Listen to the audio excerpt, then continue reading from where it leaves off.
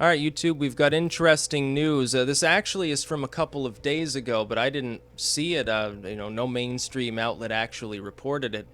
Little Marco Rubio, everybody's favorite senator, of course, very obviously very popular in his home state of fucking Florida, has come out and said that if Trump's the nominee, he's going to endorse and support him. Now, who would have imagined that? Now, you see, it was funny because when little Marco was still campaigning, he cast himself as the establishment pick, the anti-Trump. But this was before he dropped out and Cruz became sort of the inside-outsider bullshit artist. Basically came out and said, oh, people should conglomerate behind me, anti-Trump ticket, he's so unpopular, I can win this, just give me Florida, never Trump, and so forth.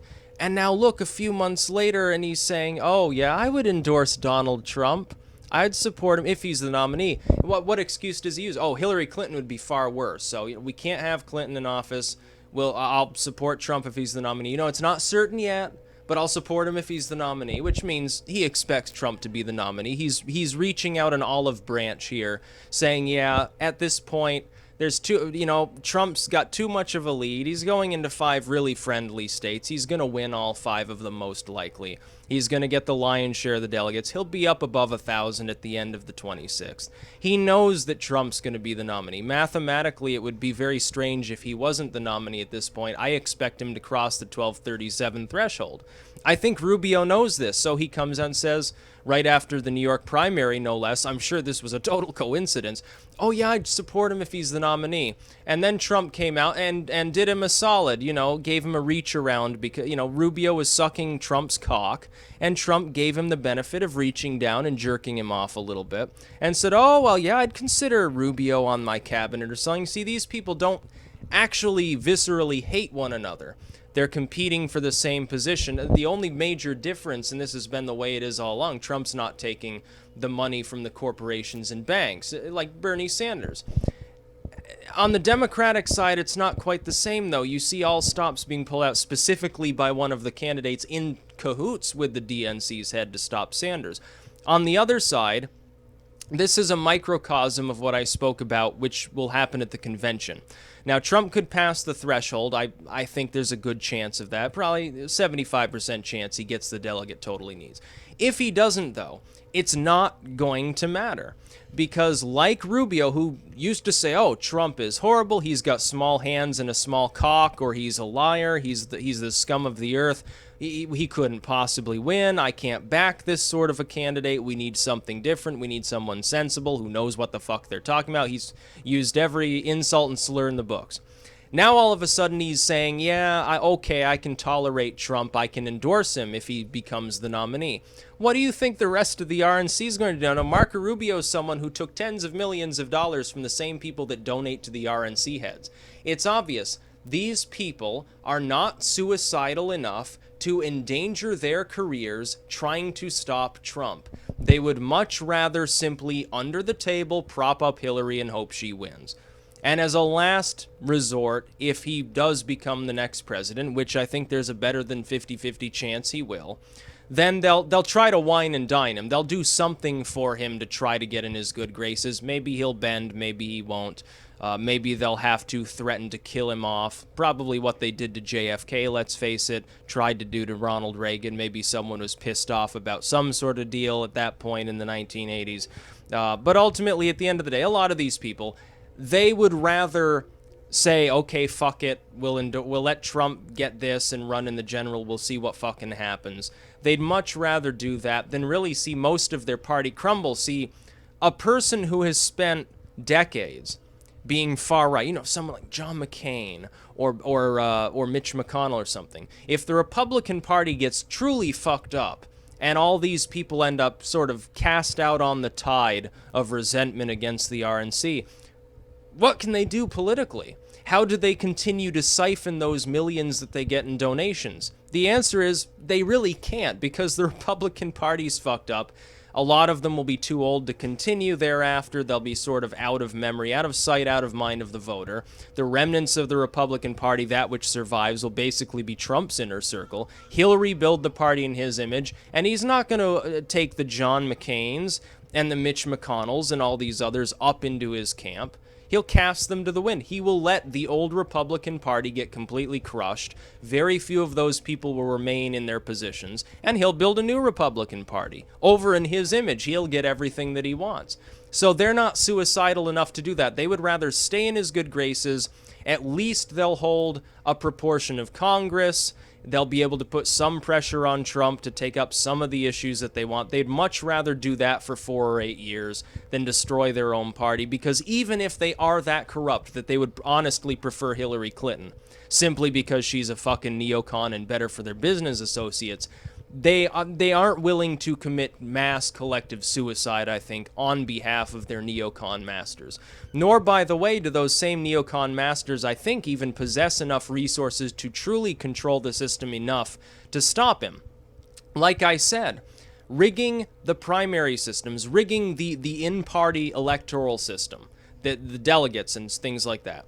That's easy. It's also not illegal. They can make up whatever fucking rules they want to. They changed the rules in 2012 after Ron Paul became a threat. They did that specifically to keep outsiders from winning. Donald Trump stole the system, realized it could be easily manipulated now even more than it was before, and he said, wow, this is going to be great. This is going to be a cakewalk. And that's what he's doing. They fucked up. They are the ones that made the mistake. They're now paying for it. I told people back then, ignore Ron Paul at your peril. Screw him at your peril. You're going to have to change the rules to screw him. And they did it at their peril. And they got fucked. Now they've got somebody who's kind of a nativist, kind of a populist, kind of an old guard, pre-Reagan conservative, sort of a Goldwater-ish figure, who does have more common sense than the neocons, not perfect, but has more sense than they do, taking over their party. The Democrats are continuing to resist change. The superdelegate system worked better than the Republican sort of weird chimera system that they put into place, whereby you got unpledged delegates, and then you've got some states are winner-take-all, some are proportional, some are winner-take-most, the caucus system. I mean, it's all sorts of fucked up. It really doesn't make sense. They should switch to all proportional primaries or all winner-take-most primaries. Simplify the system. Make sure every state gets a vote. That's the other problem. The other thing that they put in Trump's way to try to stop him was, Colorado and Wyoming and some of these states, they won't even hold a vote. We'll just give the delegates to Ted Cruz. That'll work. That'll buff him up. That'll get him up around 600. He'll be closer to where Trump is right now. Oh boy, did that backfire. Why do you think Trump is leading now by double digits in every one of the April 26 states, after which he becomes the inevitable nominee, mathematically speaking? Not just, back around Nevada, I said he was obviously the strongest candidate. He's making mincemeat with his opponents. He's probably going to be the nominee. It's certainly better than 50-50 by the time Nevada rolled around. Better than 75% chance probably after Super Tuesday. Now it's virtually assured. Why do you think he's leading so handily? It's because the remaining person that had even the capability to reach that threshold and is soon going to hemorrhage probably about a quarter of his support to Trump, because he'll no longer be able to reach 1237 after the 26th. And it's beginning already, I think, to some extent. It made the system look rigged, which Trump's talked about for months. It made the main anti-Trump candidate, so-called, look like he was relying upon a rigged system to even get close to where Trump was. It made him look weak by default. Now you have little Marco. He didn't say, if Cruz became the nominee, then Cruz, who I used to spar with, I'd endorse him. Didn't mention Cruz. Who does he mention? He chooses to mention Trump. He didn't do that just because he's the front runner. He did that because he understands at this point Trump is almost certain to be the nominee, because he's got a good chance of crossing the threshold. And even if he doesn't, the chance is minuscule that the entire RNC is dumb enough to deny someone who will be around 1,100, 1,200 delegates the nomination. It'll go to a second ballot. If Cruz were to be successful on a second ballot of whining and dining Trump's delegates and getting enough to get over that threshold on the second ballot, all fucking hell would break loose. Trump would run as an independent. He would take a lot of the more pragmatic centrists within the Republican Party with him. In other words, about half the Republican Party would schism off of the other chunk. The conservative movement would be fundamentally dead. The new centrist order of the Republican Party, with some nativistic leanings, sort of a throwback, but much more, I guess you could say, progressive or tolerant or PC social views, would be winning the day. He would probably still win the election. He'd just call it the New Republican Party, and the old one would die off. It would become a state-level party in the Ted Cruz heartland dedicated to Jesus. They would have a few senators, they'd have some representatives, they'd have a different color on the electoral map other than red that they've had for so long, because there would be a true new third party. The Libertarian Party would start making inroads in that heartland too, because those Jesusite evangelicals who could have endangered the election and given it to Hillary will even be opposed by people like Rubio, who were RNC insiders. Look at what he's warning of. We can't allow Clinton to win the election. Yeah, I'll back Trump if he's the nominee. He's not going to say that unless he thinks there's a compelling reason to believe he will. He would have, if Rubio still thought there was a chance of stopping Trump, he'd be saying that about Cruz. He'd say, yeah, I'll back Cruz if he's the nominee. I have no problem with old Ted over there. Yeah, we argued a few times, but yeah, he's the best the Republican Party can muster. He can stop Hillary. Or he'd say it about Kasich, but Kasich doesn't have a chance and neither does Cruz. There's one person left running in the Republican race who can still actually get to that threshold, and he's probably going to do it. So yes, link in the description. Little Marco has basically predicted Trump's going to be the nominee. You can read that into it. You can tell by the way he phrased it. He didn't talk about Ted Cruz being the eventual nominee. He didn't say, I'll support the inevitable nominee. He said, I'll support Trump if he's the nominee. Oh, we've had our disagreements, but yeah, I'll support him. Better than Hillary. Hillary would be cancer for this country. I happen to agree, by the way. I would not be pissed off if Trump became the next president. In fact, I expect him to be. I have reservations about some of his views. Some of them that I would otherwise have reservations about, like gay rights and stuff, I don't, because he's not being authentic. He is manipulating voters on issues like gay marriage. He just came out and said, transgendered bathrooms, yeah, that's okay with me. I don't give a fuck. Which belies his real social beliefs. He doesn't care if you're gay. He doesn't give a shit. As long as he can make money off it in some way, he doesn't give a fuck how gay you are. You can be Elton John level gay. He doesn't. In fact, he'll probably ask you to decorate his office or something.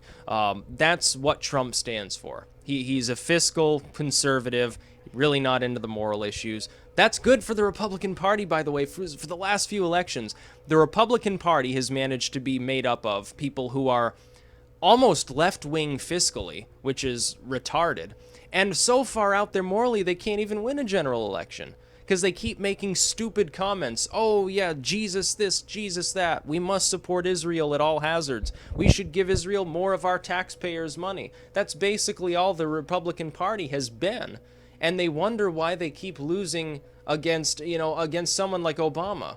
Obama never should have won in 2008. I mean, even on the tail of someone as unpopular as W, if they had had a Republican who was willing to actually have the balls to stand up there and say, yeah, W's been a disaster. We need to take the Republican Party in a totally different direction because this shit obviously isn't working, and it's fucking obvious that it's not working. If you had had a Republican with the balls to say that, like Trump has, back in 2008, Obama never would have won in the first place. And he sure as hell would never have won re-election, but Mitt Romney was a coward too. He was also a Mormon. Honestly, that didn't help with the evangelical voter turnout, I can tell you that much. So yeah, Little Marco is basically predicting Trump's the nominee. He's saying he has no problem with that. He'll campaign for him, he'll endorse him. Good on you, Little Marco. You back kind of in good graces. I mean, you're a shill. You're taking millions of dollars from corporations and banks, but at least you're not retarded.